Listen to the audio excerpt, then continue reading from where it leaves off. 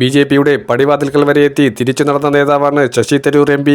കേന്ദ്ര സർക്കാരിൽ വലിയ പദവി ലക്ഷ്യമിട്ട് തരൂർ ബി.ജെ.പിക്കൊപ്പം നിന്നെങ്കിലും പിന്നീട് തീരുമാനം മാറ്റുകയായിരുന്നു. എന്നാൽ പാർലമെന്റിൽ സംസാരിക്കാൻ തരൂരിന് കോൺഗ്രസ് ഇതുവരെ അവസരം നൽകിയിട്ടില്ല. എന്നിട്ടും തരൂർ കോൺഗ്രസ് ക്യാമ്പിൽ തന്നെ ഉറച്ചു നിൽക്കുകയാണ്. ഉപരാഷ്ട്രപതി തെരഞ്ഞെടുപ്പിൽ ബി.ജെ.പി സ്ഥാനാർത്ഥിയായി മത്സരിക്കാൻ ആദ്യഘട്ടത്തിൽ തരൂർ താൽപര്യം പ്രകടിപ്പിച്ചതാണ്. എന്നാൽ ബി.ജെ.പി മുന്നോട്ട് വച്ച കടുത്ത ഉപാധികളും ആർ.എസ്.എസിന്റെ താൽപര്യമില്ലായ്മയും തരൂരിന്റെ പ്രതീക്ഷകൾക്ക് മങ്ങലേൽപ്പിച്ചു. ഇതിനുശേഷം രാഹുൽ ഗാന്ധി ശക്തമായ താക്കീത് നൽകുകൂടി ചെയ്തതോടെയാണ് തരൂർ കോൺഗ്രസിൽ അടിയുറച്ചു നിന്നത്. എന്നിരുന്നാലും വിദേശകാര്യ സ്ഥിരം സമിതിയുടെ അധ്യക്ഷ പദവി കോൺഗ്രസ് തരൂരിൽ തന്നെ നിലനിർത്തി. ഇത് സംബന്ധിച്ച് കോൺഗ്രസ് പാർലമെന്ററി കാര്യാധ്യക്ഷ സോണിയാഗാന്ധി സ്പീക്കർക്ക് കത്ത് നൽകിയിട്ടുണ്ട്. പാർലമെന്റിന്റെ 24 സ്ഥിരം സമിതികളും പുനഃസംഘടിപ്പിച്ചതിന് പിന്നാലെയാണ് തരൂരിനെ നിലനിർത്തിയത്.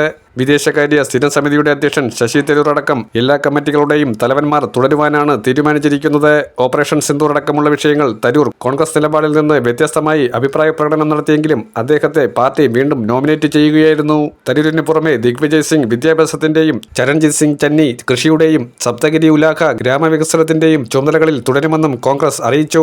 എല്ലാ വർഷവും സെപ്റ്റംബറിലാണ് സ്ഥിരം സമിതികൾ പുനഃസംഘടിപ്പിക്കുന്നത്. അതേസമയം ഗുരുതര കുറ്റകൃത്യങ്ങളുടെ പേരിൽ പ്രധാനമന്ത്രി, മുഖ്യമന്ത്രിമാർ, മന്ത്രിമാർ എന്നിവർക്ക് സ്ഥാനം നഷ്ടമാകുന്നത് വ്യവസ്ഥ ചെയ്യുന്ന 3 ബില്ലുകൾ പരിഗണിക്കേണ്ട സമിതി ഇതുവരെ രൂപീകരിച്ചിട്ടില്ല. ഈ നിലപാടിൽ നിന്ന് കേന്ദ്ര സർക്കാർ പിന്നാക്കം പോകുന്നതിന്റെ സൂചനകളായും ഇതിനെ വ്യാഖ്യാനിക്കാം.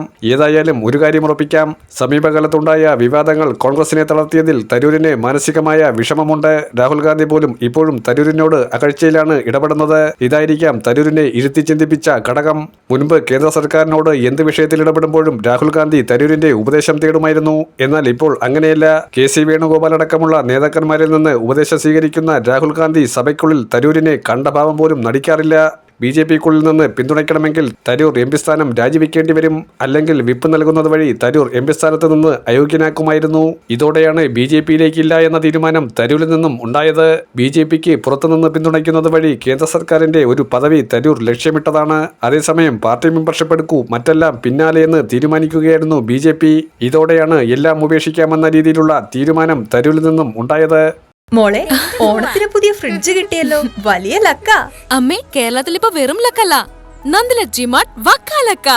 നന്ദില ജിമാർട്ടിൽ നിന്നും പർച്ചേസ് ചെയ്യൂ. വക്കാലക്ക ഓഫർ നറുക്കെടുപ്പിലൂടെ ബമ്പർ സമ്മാനമായി ഒരു സ്റ്റുഡിയോ അപ്പാർട്ട്മെന്റും 5 ഹ്യുണ്ടായി എസ്റ്റർ കാറുകളും, ഒപ്പം 100 വീതം LED ടിവികൾ, റെഫ്രിജറേറ്ററുകൾ, വാഷിംഗ് മെഷീനുകൾ, കൂടാതെ കോടിക്കണക്കിന് രൂപയുടെ ഡിസ്കൗണ്ടും കൈനിറയെ സമ്മാനങ്ങളും. ഗൃഹോപകരണങ്ങൾക്ക് 70% വരെ ഡിസ്കൗണ്ടും. നന്ദില ജിമാർട്ട് കേരളത്തിൽ എല്ലായിടത്തും.